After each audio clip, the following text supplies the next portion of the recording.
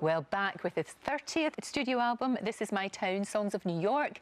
Barry Manilow is right here. Barry, it's so good to see you. And you. It really is. And this is kind of like a love song, I guess. It's like a love song to New York. It's a love letter to New York, yeah. I guess it is. You know, I was born and raised in New York. Even though I've lived in California longer than I was in New York, when you're born and raised in New York, you are always a New Yorker. Exactly. I still talk fast, I walk fast, I think fast, you know, and when I get back to New York, I feel like I'm home. Yeah, very much so. I guess it must be like that. And you see that. I always think that being in New York is like being in a film. It's incredible. You know, everywhere you look, you just think, wow. It's fantastic. It is. And that's where I was raised. Oh, you know? Exactly. So This Is My Town, Songs of New York. Right. Difficult to pick these, or did they just jump out at you?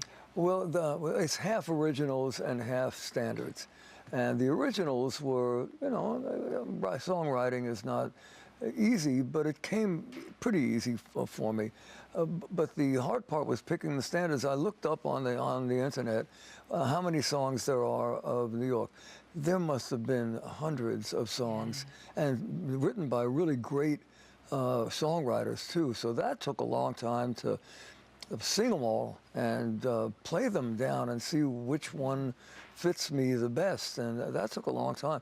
I finally wound up with many more songs than I could ever have used. Of course, I have to say congratulations to you, because you got married. I did, I got married. It's so exciting. But it doesn't matter, because we've been together for going on 40 years. 40 years. 40 years. I think that's Sapphire, 40 years, is it? 40 years, or is it Ruby? I'm not sure. Now, Ruby, you would it's know Ruby. That. Suddenly I got a record deal, because that was the year of the singer-songwriter. Yeah.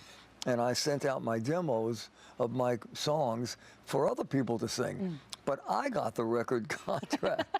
And so from that moment on, I had to go out and promote that first album. And I didn't know what I was supposed to do. But these people, these fans, from the very first moment I got on that stage, something happened. And even though I was terrible, I don't know what they saw, but they were with me. From that moment on, they didn't mind that I was terrible. They liked what they were seeing. Certainly, you know, when I got behind the piano, I was solid. Your life has been very private. Of course it has, you know, but you've always been like that. You've always been very private. So I guess all of this attention just now has been has it been a bit strange? It's been creepy, but yeah, but you know, who cares? You know, it doesn't bother me. I still, you know, have my private life. You know, I am in the public eye. No matter what I say, I am in the public eye. But when I come home, I close the door, and you can't come in unless I invite you in. Yeah. You know, I don't like people knowing what the names of my dogs are. I don't like them knowing where I live.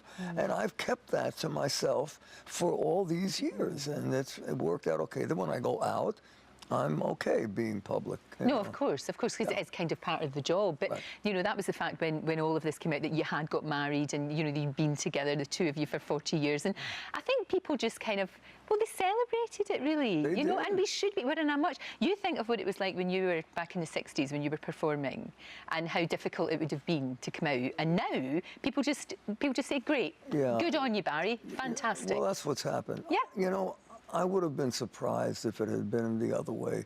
I know these people. I know they care about me. They really want me to be happy. I think this was great news for them. Yeah, and you are happy. I am. You are happy. That's the thing. You're really happy in yourself. You can see that. I am. And the music is the most important thing for you, though, isn't it? Absolutely. It really, really is. I mean, it's what inspires you. It's what drives you. You know, I would love to tell you I go on vacation, and you know, I really try to sit on a chaise lounge and get sun. No. I can't do it. I go back up to the keyboard, you know, and you're close there. the door. I can't imagine you, as I said, I can't imagine you ever not doing it. Yeah, that's what I like to do with my life. Of course, you just love it. Don't ever stop. Thank you. That's the main thing. Just don't ever stop. No, don't ever stop what you're doing. And it is brilliant. And you're going to be, you know, you're going to be performing for us a lot over the next, well, couple of years, I would imagine. Maybe some more next year. And then there's a couple of albums coming up. I've always got ideas. Well, the thing is, if you've got all these New York songs as well, I mean, there's got to be volume 2. just ready to go. No, I think one is enough. Yeah? Yeah, I was going to do an album of cities. Oh, that's cities, a good idea, you know, right. but I wound up with the New York one because that's the most emotional for me. That's the Exactly. most moving to me. So it's where it all started. Yeah. Where it all started.